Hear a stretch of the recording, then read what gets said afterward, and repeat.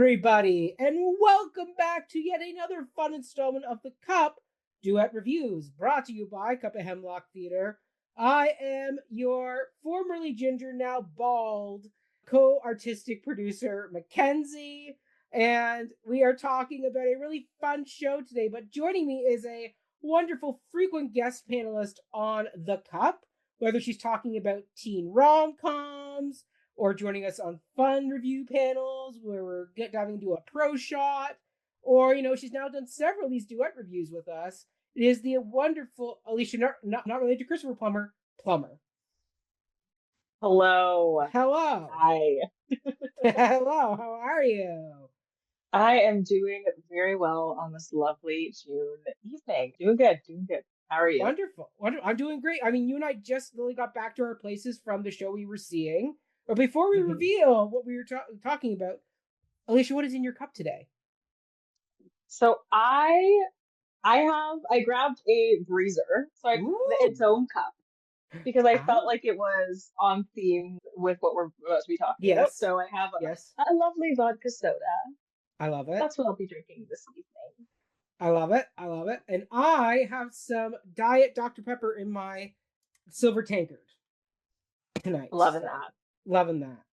But tonight we are talking about a fun 1920s flapper era speakeasy piece that's known as Sweet Sorrow. hmm Yes, we got invited to this. It's got a continuous Sunday run every Sunday over at the Coffee Oysters and Champagne bar on King Street. They do two showings every Sunday night. There is a 6:30 and an 8:30 showing that you can attend. It opened last weekend, just due to our schedules. We weren't able to get out to that show, but they were able to get us in this weekend. This is actually a revival, as we found it, because it looks like this played back in March and April of this year. So this has hmm been a piece that came and went, and then has now come back as a more, like, I guess, permanent feature of this wonderful establishment. So yeah, I mean, Alicia, let's kind of dive in, just give our general thoughts, opinions. What is kind of the Yeah. plot of this piece? I mean, we know it's set in kind of the 1920s. hmm Back room of a bar type situation, lots of smoke-filled areas. But what did you kind of assess the plot to be, roughly? That is a great question. In terms of finding a plot for an immersive show, that can be a bit tricky, but I think Mhm. I would say the plot is essentially that there's a mystery Mhm. that I feel like as an audience member, we're trying to figure out Mhm. what this mystery is and who's the quote unquote villain. Mhm. There is a main flapper girl Yes. that has a romance happening. I assumed it was her boyfriend. Yes. It's Um, kind of a mobster gangster type yeah, some sort of illegal business going on there. But it seemed bootlegger. like bootlegger. Yes, Mhm. I love that phrase.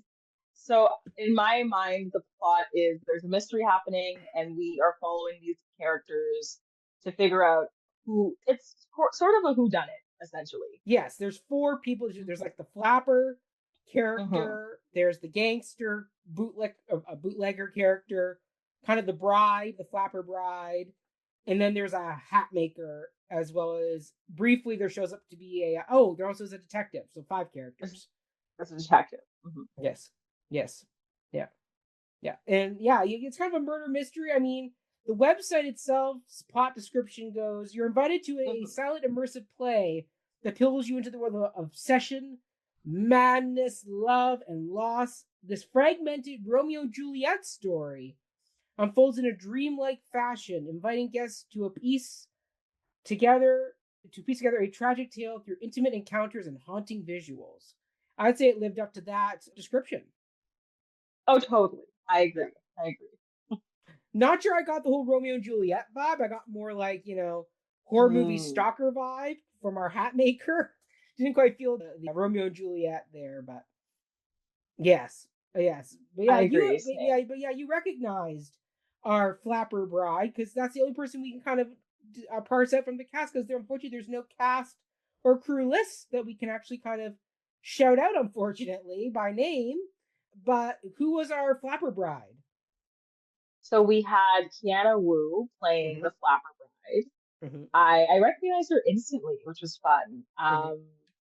So I was happy to that we were able to at least be able to shout her out, Mm-hmm. and it was a little difficult finding everyone else. It almost feels like that's part of the experience to keep that Yep. facade, to keep that Yes. mystery. Also, actually, I don't know how much we're going to say right now, but the Yeah. whole atmosphere within the play itself, we all had to take part in it in terms of dressing up, and I don't know why, but that didn't cross my mind of, oh right, like we're almost blending into the storyline. It was really interesting. I'll get more into that later. I don't Yeah. know how much I can reveal right now. Mm-hmm. But Mm-hmm. I recognize Kiana Wu, who did a lovely job. Yes. Yeah, I mean, absolutely. I think that's part of the mystery is that you can't follow these people on Instagram or Facebook. They kind of have this aura about them where you kind of enter into their world, and then at the end you kind of can't find them again. They're just kind of gone in a flash, which I think is a really neat touch. But I mean, I wish we could send out the director because he's put or they, whoever they are, have put together a very stunning piece. I mean, you're right, very atmospheric. I mean, we all get to where Massa makes us look like Phantom of the Opera there, Hmm. which is a lot of fun. And it's one of those really interesting pieces where, I mean, we've talked about Transcendence productions previously, where they're an immersive dance show. And what's neat is when Transcendence does a piece, usually they're adapting an older piece of source material and kind of updating it, like they did the myth of Medusa, and they kind of really updated that story and gave us a really interesting piece. They've also done Dracula and Grimm fairy tales.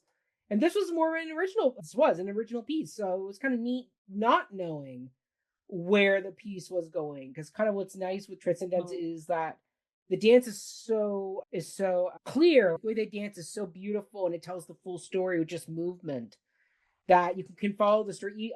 Like even if you don't know the plot, but if you do know the plot, then you get fascinated by how are they going to adapt this plot into their way of doing a show, which is really. But Hmm. this I was like fascinated by because like I didn't know where the story was going. It was kind of a really neat, just kind of go with the flow type show. I mean, Yeah. we'll get more into the theater space stuff because the space itself is fascinatingly cool. So we'll Hmm. definitely get more into that. But yeah, I mean, it's a really well done piece. I really, really enjoyed myself. And the fact that it's running every Sunday now till at least September, maybe longer, depending on how many more dates they add in later on. But I mean, it's just incredible. I mean, I thought they did a really great job with atmosphere and telling the story. And what's good, telling the story with no dialogue is very hard to do. It's not an Hmm. easy. It can get very messy very quickly. So I applaud them for actually telling a very clear, concise story of these five characters. So yeah, I mean, do you have any more kind of general thoughts you want to give about the piece before we head into the spoiler zone? General thoughts about the piece prior, before actually stepping into the performance space. I enjoyed that Mac and I had some time to have some chips. Yeah, Well, they're fries, but we whatever. call them chips. We're British here. Had some time to just catch up, and I felt like it was a nice way to step into the performance before actually getting there. Hmm. So Yes. not part of the spoiler. That was just more of the atmosphere Yeah. and things setting up beforehand. Because as we were chatting, getting ready for this piece to start, that's when we were handed our masks. So we were already in that mindset of, ooh, things are about to get interesting. So I really liked how they subtly transitioned into the piece. Hmm. Love that. Love that. So before we head into spoilers, we're going to give a quick kind of roundup of what this piece is. So once again, this is Sweet Sorrow playing every Sunday now at 6:30 and 8:30. It's playing over at the Coffee Oysters and Champagne bar on King Street. You can buy tickets on Eventbrite. And yeah, you can always check it on out there. And it will be running all the way through the summer into early September, and then it may get extended again. We will find out and see, but there's a link to buy tickets down below. Apparently, the later show is a bit more of the darker, more raunchier show than what Alicia and I saw. So I don't know what you get that one. So just a heads up there. But yeah, definitely check this piece on out. And on that note, spoilers. Our spoiler champagne and mask is now up.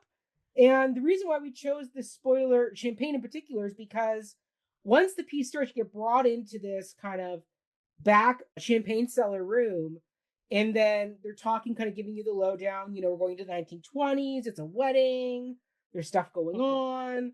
And then the host pulls a champagne bottle and the panel opens. And it's like, oh wow, you kind of knew they'd have to do that. There'd be some sort of trick that way, because there's no way they could do it just in the restaurant itself, the front restaurant. There had to be more space somewhere to allow for the piece to take place. It's like, how are they going to get us there? And the fact they pull a switch and the door just opens. It's like such a cool just way. And I mean, the old ladies next to us were like, oh, when the door opened, like they were right into it. So that right there is that classic theater magic. But then that wasn't the only secret compartment. There was another secret compartment door that opened into these kind of two back rooms. One was for the hat maker and one was for the cabaret lounge space as well. So yeah, I mean, just that alone was like such a cool piece of production design, that they were able to use these little secret doorways and open new spaces. Because that was really the 1920s. I mean, the 1920s was Prohibition, or I guess 1930s was Prohibition. 1920s, it was the booze were flowing. But point being is there was a lot of, speakeasies, secret compartments, things hidden, things opening. It just created that really great mystery about it that kept you on your toes because you didn't quite know where somebody was going to pop out of to do that. And then, yeah, once we were in, Alicia, kind of, where did you kind of go off to? Because you and I were there together for a bit, and then we would separate for a hot minute, and then we'd get back together again. So, like, what were kind of some things that stood out to you on your journey? I was really drawn towards all the messages and letters and the handwritten notes that were on the tables. I was trying to read all of them, the newspaper articles as well, just anything that I could read. Because at some point I started to really feel, I was feeling like a journalist. Maybe because I knew we were gonna go back to our own apartments or whatever and review this. So I was in my own world of like, ooh, I gotta get the scoop. Gotta get the skinny on this. So I was so enthralled with all the hints, and I was trying to figure out what was going on with the hat maker. And anytime he popped up, I was really engaged to see what he was doing. It was a little difficult for me to. It's hard to see everything because people are different heights, and I'm on the shorter side. So if I saw like both. Yeah. So if I saw something going on and I knew I wouldn't be able to, well, I could have squeezed past, but there are times when I was like, I'll just stand over here. And I remember that there was a room, it was like a photo booth room, and I wasn't sure if we were allowed to take photos in the far back, yes. In the far back area. So I was enthralled by that area because I was like, are they inviting us to take photos even though they said no photos? Or is this just right? Show? So that was interesting. And then at one point there was a scene that happened there. So which you and I both couldn't really get a good viewpoint into. Yeah. I could like see partial. I could get a sense of what was going on. It's interesting.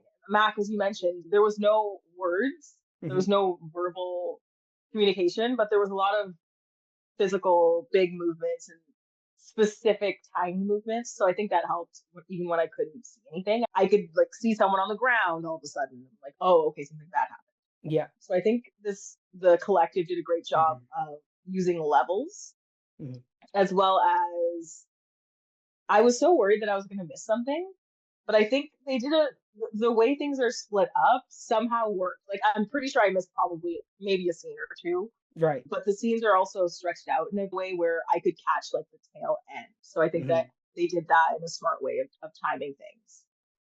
Yeah. Anyway, I was everywhere. To answer your question, I was all around. Yeah. Perfect. Awesome. Like I was following along. There were moments where, I mean, I will give it to the cast. They were really interactive and had a really fun time interacting with us. Like at one point in the story, so you and I both caught the beginning where the bootlegger character and Flapper Bride got together. There was a marriage at one point. And then I got pulled off to go because a secret compartment door opened and it was revealed the back two rooms. And I ended up going in there to see the hat maker who was making hats. And he actually was making hats for audience members, which was a lot of fun. And then you come back out into the space. And then that's when I got pulled up to play, I guess, blackjack with our bootlegger character. I mean, they offered me a glass of wine, which I drank, not realizing that it was actually wine or a non-alcoholic wine. I don't know. Either way, it tasted like wine, which I do drink on rare occasions. It's rare. So I was a bit like, oh, this isn't like cranberry juice that they kind of used to like fake you out of it, that it's not really alcohol. But no, this was real wine of some kind, whether alcoholic or non-alcoholic. I mean, that was the one thing where I was like, thank goodness I'm not, in AA. And because if that was alcoholic wine, I would be very concerned about that because they wouldn't know that just pulling me out of the audience if I was an AA or not. And then by offering a drink and it tasting like wine, I'd be like, oh, if I was in AA, that would put me into a major situation. So, I mean, looking on their page, it does mention participation and that alcohol will be served, but I would maybe caution people if you're not wanting to drink any type of alcohol beverage, maybe completely decline getting brought up to meet with the bootlegger because he offers you a cigarette at one point. Yeah, I mean, it was a really fun interaction. I usually don't do a whole bunch of audience participation. I'm usually somebody who likes to observe more in shows than get brought up to participate. But this was a lot of fun. I will say he was a lot of fun. And then we ended up together in the back of the cabaret club at one point, where he's ultimately poisoned and killed, which was a great fun death scene. Turns out it's the Hatter all along, who's like trying to kill people off so he can get to the Flapper Bride at one point or another. You and I both got to see like this wedding box that had like poison, chalice, and a card in there too. I didn't know where that came into play because there must have been a scene that I missed where either she got the chalice or something happened there with that because it was the Flapper Bride that brought the bootlegger the poison drink and they drink together, but she doesn't die. So something was going on there. And the fact that I think the Hatter was poisoning him earlier on because the Hatter and the bootlegger were having interactive scenes together. So maybe at some point he was poisoning him earlier because he didn't look throughout the piece of getting more and more disheveled, stumbly. So yeah, and it was very interesting. And then what'd you think of the ending? Because did she die and get resurrected, or was they faking her death so the detective could arrest the Mad Hatter character? Like, what did you think of the ending? Like, kind of what did you figure out from that ending? Like, does she actually die? Did she fake her death? Like, what were your thoughts? From what I saw from the ending, because I got a little bit of it. One of the staff that was dressed and helping noticed that I was struggling to see, so they brought me up on one of the high chairs. Thank you if you're watching this. So I ended up finally, and probably they knew that it was about to end, so they wanted to make sure I got what was happening. So what I took from that is I thought the Flapper Bride got resurrected. Like I thought she was a zombie That's what I got of some too. sort. Yeah. There was some sort of elixir that she drank that brought her back. Yeah, because she looked dead. So I'm like, okay, she's dead. That's how it's gonna end. And then all of a sudden, also the music got really intense as well. So it made me think, oh, something is not what it seems, and she's somehow alive again. Oh my goodness. The Flapper singer was doing something there because she showed up to do something, and then she got killed off. Oh yeah. But then the Flapper Bride got brought back to life. Yes. Yeah. Somehow. The Mad Hatter brought her back. Yeah, there's something that they drank. Yeah. Because ultimately, then the detective pops out from one of the Red Hoods and arrests the Mad Hatter character, takes him away, and that's kind of the end of the show. But also, bootlegger, he got killed, but then he got brought back to life. I don't know if you I don't think you saw this. No, I didn't. I didn't see the bootlegger getting brought back to life. I thought they killed him off and that was it. He got brought back to life in the far end of the room there where the Oh, chessboard is. yeah, yeah. I mean, I didn't see him get brought back, but I saw him just like standing there ominously with like the red cloak. Yes. And I thought, wait, I thought you were dead. And then the same thing happened to the Flapper Bride, Hmm. which was strange. Oh, also, Flapper Bride, you missed this scene, but she ended up taking the poison. Oh, And I, from what I understand, she poisoned her husband. right. That's what I So thought. that's, yeah. Mhm. Interesting. See, this is why you got to see these immersive shows. They're really fun because They are. you follow different storylines and you'll end up seeing different things if you and your person split up at some point, which is really cool to do. So like it's a lot of fun. Like I had a great time with this show. Like I love this type of theater. It's a hoot. I Hmm. thoroughly enjoyed this piece for what it was. I mean, trying to think what else we can say. I mean, the ambiance was amazing. The set was really great. The plot was interesting. Like, I kind of what else stood out to you, Alicia? Because have you seen a lot of immersive theater? Yeah, Like, did you see Sleep No More in New York? I no, I wish I did, but no, I didn't see Sleep No More in New York. Mhm. I've seen an immersive theater piece last year. I think it was called Yellow Wallpaper, Okay. and this was at the museum by Osgood Station. Okay. No, Ossington anyway. So I that was very similar to this, where we had to walk around and there were different scenes happening. So I was prepared to be walking back and forth. I do like that this was just on one level. Yeah, There that was wasn't nice. stairs or anything. Yeah, it was nice to just keep everything on one level. I think they had a nice use of space, even though I was worried because I was thinking, oh, this is small, but those corners, there's Mm-hmm. doors that open up and things Mm-hmm. that you think is a bookshelf and it's not. So I thought that was really cool. Yeah. What else did I have to say about this piece? Really enjoyed. I couldn't wear my mask because I had my glasses on, but they did have options where folks with glasses could have like a mesh mask. Oh yeah, They like a just ran veil out. type thing. Yeah. Yeah. So they ran out. So I had to, but they said it's fine if you just have your mask Mhm. on your forehead. I thought I would Yeah. get kicked out or something, I'd be but like, they were like, well, no, then we no. can't talk about the pizza. I can't talk about it by myself. Yeah, it was fun. Overall, I had a good time. Yeah. With immersive theater, it's tricky because I love seeing every single thing. So I'm sad that I missed. There were moments when I was like, oh my gosh, I missed such a pivotal moment. But there was so much happening all at once Hmm. that you couldn't, it wasn't possible to see Yeah.